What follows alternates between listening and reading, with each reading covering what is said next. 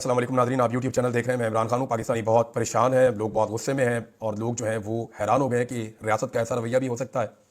سب سے پہلے میں آپ کو بتاتا ہوں کہ علی امین گنڈا پور اور بشرا بی بی جب نکلے آدھی رات کے بعد، یہ لوگ اسلام آباد سے اور بہت سارے اور جو خیبر پختونخوا سے اور پنجاب سے آئے ہوئے لوگ تھے، وہ اپنی جان بچا کر نکلے کیونکہ سیدھی گولی چل رہی تھی. اس کی توقع تو میں بھی نہیں کر رہا تھا. مجھے کبھی بھی نہیں لگتا تھا کہ ریاست ایسے گھیر کے لوگوں کو اسٹیٹ گولیاں چلا سکتی ہے، اور وہ گولیاں چلا سکتی ہے جو انسانوں کو قتل کر سکتی ہیں. ربڑ کی گولیاں تو میں ایکسپیکٹ کر رہا تھا کہ یہ چلا سکتے ہیں. مجھے یہ بھی لگتا تھا کہ بعض اوقات یہ نان لیتھل قسم کے پیلٹ بلٹس جو ہیں وہ اس قسم کے استعمال کر سکتے ہیں. یہ استعمال کر سکتے ہیں، آنسو گیس کے شیل استعمال کر سکتے ہیں، واٹر کینن، ٹارچر، تشدد، گرفتاریاں. یہ چیزیں تو میں سوچ رہا تھا، اور انہی کی بنیاد پہ مجھے لگ رہا تھا پاکستان تحریک انصاف کے کارکن چاہے نہتے بھی ہیں لیکن وہ ان چیزوں کی بنیاد کے اوپر کنٹرول نہیں ہوں گے، اور اس کے بعد حکومت گولی چلائے گی، اس کا بالکل اندازہ نہیں تھا. سب کے سب حیران ہوئے ہیں، لوگ بہت پریشان ہیں پاکستان میں کہ یہ کیسے ممکن ہے کہ ریاست گولی چلا دے اپنے شہریوں کے اوپر، اور اس چیز نے لوگوں کو ہلا کر رکھ دیا. اب علی امین گنڈا پور اور بشرا بی بی نکلے رات کو، وہ ہزارہ چلے گئے. ہزارہ میں علی امین گنڈا پور نے میڈیا سے بات چیت کی ہے، وہاں پہ انہوں نے خطاب کیا ہے، اور علی امین گنڈا پور کا پہلے خطاب آپ دیکھ لیں.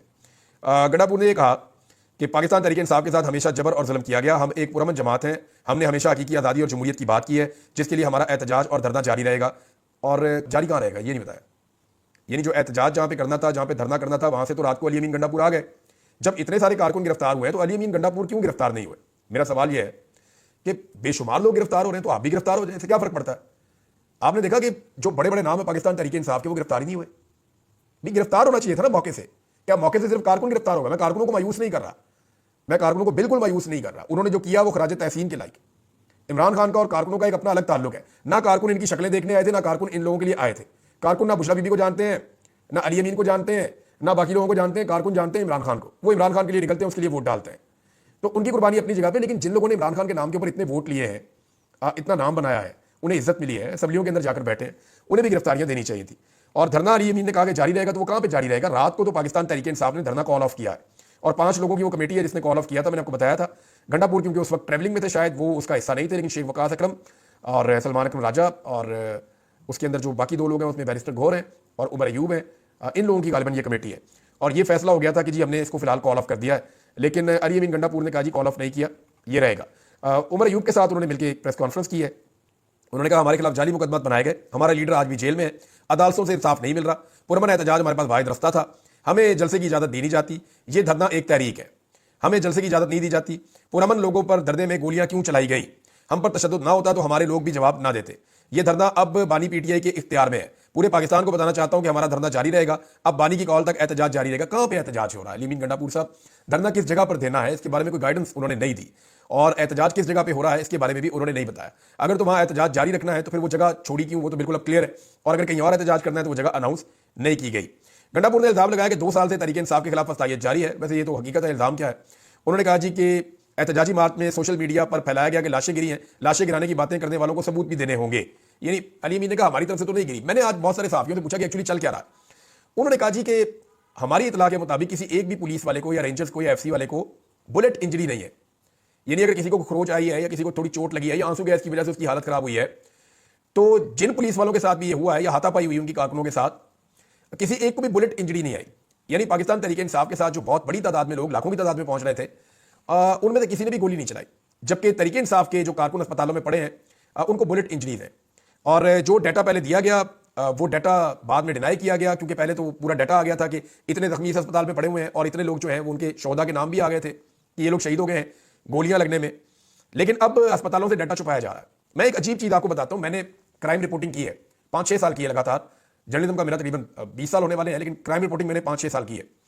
تو مجھے اچھی طرح یاد ہے کہ جیسے ہی کوئی انسیڈنٹ ہوتا تھا تو سب سے پہلے ہمیں اسپتال سے ایک رپورٹ آتی تھی، پہلی رپورٹ، کہ ہمارے پاس اتنے زخمی اور اتنے ہمارے پاس جو ہے وہ لاشیں پہنچی ہیں.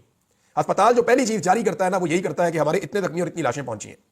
اس کے بعد پھر وہ بتاتے ہیں کہ ہمیں خون کی ضرورت ہے، یا فلاں کی حالت خراب ہے، یا اتنے لوگ جو ہیں ان کو یہاں شفٹ کرنا پڑے گا، یا ٹریٹمنٹ کی تفصیلات کیا ہوں گی، یا انجری کس نوعیت کی ہے. یہ چیزیں وہ بعد میں بتاتے ہیں. سب سے پہلے وہ یہ بتاتے ہیں کہ اتنے زخمی اور اتنی لاشیں آئی ہیں. اسلام آباد کے جتنے بڑے اسپتال ہیں ان کے اوپر ایسا دباؤ ڈالا گیا ہے کہ تاریخ میں پہلی مرتبہ یہ ہو رہا ہے کہ زخمیوں اور لاشوں کی تفصیلات، ابھی جب میں ریکارڈنگ کر رہا ہوں، ابھی تک اسپتال والوں نے حیران کن طرز عمل اختیار کرتے ہوئے ابھی تک لاشوں کی تعداد نہیں بتائی. کچھ عینی شاہدین، کچھ جرنلسٹ ہیں اور کچھ جو ہے وہ پاکستان تحریک انصاف کے لوگ ہیں، وہ یہ الزام لگا رہے ہیں اور بڑے وثوق کے ساتھ کہہ رہے ہیں کہ جو لوگ وہاں پہ جاں بحق ہوئے ان کی تعداد بہت زیادہ ہے اور لاشیں غائب کی جا رہی ہیں حکومت کی جانب سے. پاکستان تحریک انصاف لگاتار یہ کہہ رہی ہے کہ حکومت کی جانب سے لاشیں غائب کی جا رہی ہیں. جبکہ جو پاکستان تحریک انصاف کے قافلوں کے ساتھ لوگ آئے تھے ان میں سے جو لوگ گرفتار ہوئے ان کے بارے میں آئیڈیا ہو گیا, پتہ چل گیا, کیونکہ کچھ کو عدالتوں میں پیش کیا گیا ہے. وہ جب عدالتوں میں لے کر آئے تو وہاں پہ بھی وہ عمران خان زندہ باد کے نعرے لگا رہے تھے, اور اتنی فستائیت کے باوجود انہیں جب دہشت گردی کی عدالت میں پیش کیا گیا تو وہ عمران خان زندہ باد کے نعرے لگا رہے تھے, اور پاکستان تحریک انصاف کے لیے ابھی بھی وہ کھڑے تھے, اور وہ بھی ابھی بھی ظلم اور فستائیت اور جبر کے خلاف وہ لوگ آوازیں لگا رہے تھے. یہ جیل کے اندر بھی میں نے دیکھا. اگر کسی کو لگتا ہے کہ ایسے تحریک دب جائے گی یا لوگ ٹوٹ جائیں گے تو ایسا ہوگا نہیں. اب بہت سارے لوگ لاپتہ ہیں ابھی تک, ان کے لواحقین انہیں تلاش کر رہے ہیں, اور جن لوگوں کے ساتھ وہ قافلوں میں آئے تھے وہ بھی انہیں ڈھونڈ رہے ہیں اور سب پتہ کرنے کی کوشش کر رہے ہیں. پاکستان تحریک انصاف جو ہے وہ ایک ڈیٹا مرتب کر رہی ہے جس میں وہ بتائے گی کہ ان کے کتنے لوگ لاپتہ ہیں جو ابھی تک نہیں مل رہے, اور ممکن ہے کہ وہ واقعی میں پاکستان تحریک انصاف کا موقف ٹھیک ہو کہ لوگوں کو قتل کیا گیا اور اس کے بعد لاشیں چھپا دی گئیں. ماضی میں ایسی چیزیں جو ہیں ان کی مثالیں دنیا میں ملتی ہیں کہ لاشیں چھپا دی جاتی ہیں, لیکن اگر یہاں پہ ایسا ہوتا ہے تو یہ ایک بڑا عجیب و غریب اور انفارچونیٹ واقعہ ہوگا. پاکستان تحریک انصاف کا یہ کلیم ہے. علی امین نے خود کہا جی ہمارے سینکڑوں لوگوں کو زخمی اور قتل کیا گیا اور ان کے اوپر گولیاں چلائی گئیں, یہ میرے اوپر بھی حملہ ہوا ہے, میں خود ایف آئی آر کٹواؤں گا. علی امین گنڈا پور نے کہا لیکن وہ تو اسلام آباد میں اٹیک ہوا ہے نا, تو آپ خیبر پختونخوا میں کیسے اس کی ایف آئی آر کٹوا سکتے ہیں؟ آپ نہیں کٹوا سکتے وہاں پہ ایف آئی آر. بہرحال ابھی جو صورتحال ہے اس میں یہ ہے کہ جو گرفتار لوگ ہوئے ہیں انہیں عدالتوں میں پیش کر دیا گیا, لیکن حیرت اس چیز پہ مجھے ہو رہی تھی کہ شفافیت کی آپ انتہا دیکھیے کہ یہاں لاشیں پڑی ہوئی ہیں, لوگوں کی لاشیں مل نہیں رہی, کئی لوگ جو ہیں وہ لاپتہ ہیں, ان کا پتہ نہیں چل رہا, اور خون ابھی تک جو ہے وہ دھویا جا رہا ہے سڑکوں سے. تو ایسے میں جو ہے وہ حکومت کے لوگ اور کچھ صحافی جو ہیں اور کچھ سیاستدان جو ہیں وہ ان کی شفافیت کا آپ عالم چیک کیجئے کہ وہ مذاق اڑا رہے ہیں, وہ تانے دے رہے ہیں پاکستان تحریک انصاف کے لوگوں کو. یعنی میں نے آپ کو پچھلے ویلاگ میں بتایا کہ اس قسم کی بربریت کر کے آپ دنیا کے بہترین لوگ جو کمانڈوز ٹرینڈ ہوتے ہیں ان کو آپ کھڑا کر کے آپ یہ چیزیں کریں, ان کو نہتہ کر کے ان کے اوپر گولیاں چلائیں, انہیں آپ آنسو گیس کے اس لیول کے شیل ماریں, ان کے اوپر ربڑ کی بلٹس چلاتے جائیں, اور وہ نہتے ہو تو وہ وہاں نہیں کھڑے ہوں گے, وہ وہاں سے چلے جائیں گے. تو اسی طرح پاکستان تحریک انصاف کے ساتھ بھی ہوا, اور جو کچھ کیا گیا, جس طرح آگ لگائی گئی, یہ ساری چیزیں اپنی جگہ پہ, لیکن عالمی سطح پہ یہ آواز بہت زیادہ اٹھی ہے. عالمی سطح پہ نئے مطالبات سامنے آ رہے ہیں, اور جن میں سب سے بڑا مطالبہ یہ ہے کہ عمران خان صاحب کی رہائی کا مطالبہ کیا گیا ہے. یہ امریکی قانون سازوں نے, بائیڈن اور ٹرمپ انتظامیہ کے اہلکاروں نے اور ایمنسٹی انٹرنیشنل نے سابق وزیر اعظم عمران خان اور پی ٹی آئی کے بانی چیئرمین عمران خان کی رہائی کا مطالبہ کرتے ہوئے حکومت پر زور دیا کہ پاکستان تحریک انصاف کے مظاہرین کے خلاف جو طاقت کا استعمال کیا گیا وہ غلط ہے. اس میں جو ٹرمپ کی انتظامیہ کے اس وقت ایک بڑے اہم, یعنی ٹرمپ کے آپ یہ سمجھیں کہ جو مین کچن کیبنٹ ہے اس کے ایک بڑے اہم رکن ہے رچرڈ گرینیل, انہوں نے اس حوالے سے اپنے آفیشیل ٹویٹر پہ ایک خصوصی پیغام بھی جاری کیا ہے, اور ڈونلڈ ٹرمپ کے یہ بڑے خاص آدمی ہیں, انہوں نے بلومبرگ کی رپورٹ شیئر کرتے ہوئے لکھا کہ عمران خان کو رہا کیا جائے. زلمے خلیلزاد نے شرپسندوں کو دیکھتے ہی گولی مارنے کے حکم کی رپورٹ پر تشویش کا اظہار کیا اور انہوں نے بھی اس کے بارے میں بات کی ہے. پھر کانگریس کی جو کانگریس وومن ہے راشدہ طیب, انہوں نے پاکستان میں جو کچھ ہوا اس میں انہوں نے کہا جی میں مظاہرین کے ساتھ کھڑی ہوں جو تبدیلی کے لیے احتجاج کر رہے ہیں, اور یہ جمہوریت کو دبانے کی کوششیں ہیں جو تشدد کیا جا رہا ہے سیاسی لوگوں کے اوپر. پھر اس کے بعد ایمنسٹی انٹرنیشنل کا ہے, پھر اور بھی کانگریس کے رکن ہیں, بہت سارے اور لوگ ہیں, یعنی یہ درجنوں کی تعداد میں لوگ ہیں جو پوری دنیا میں اس فسائیت کے خلاف آواز اٹھا رہے ہیں جو پاکستان میں رکھی گئی ہے. تو یہ زور پکڑتا جا رہا ہے عمران خان صاحب کی رہائی کا مطالبہ لگاتار زور پکڑتا جا رہا ہے. اچھا, اب میں کچھ چیزیں آپ کے سامنے اور رکھ دیتا ہوں. ایک تو یہ جو ویڈیو ایک آ رہی ہے وہ بڑی دل خراش ہے کہ ایک نوجوان ہے وہ کنٹینر کے اوپر بیٹھ کے وہاں نماز پڑھ رہا ہے, یعنی اس کو وہاں جگہ ملی, اوپر پہنچ گیا تو وہاں اس نے کہا یہاں نماز پڑھتا ہوں میں, پتہ نہیں شکرانے کے نوافل پڑھ رہا تھا یا وہ واقعی اس کا نماز کا وقت تھا, وہ نماز ادا کر رہا تھا تو وہ نماز پڑھ رہا تھا. یہ اس کا اور اس کے اللہ کا معاملہ ہے, وہ کہیں بھی نماز پڑھ سکتا ہے نا.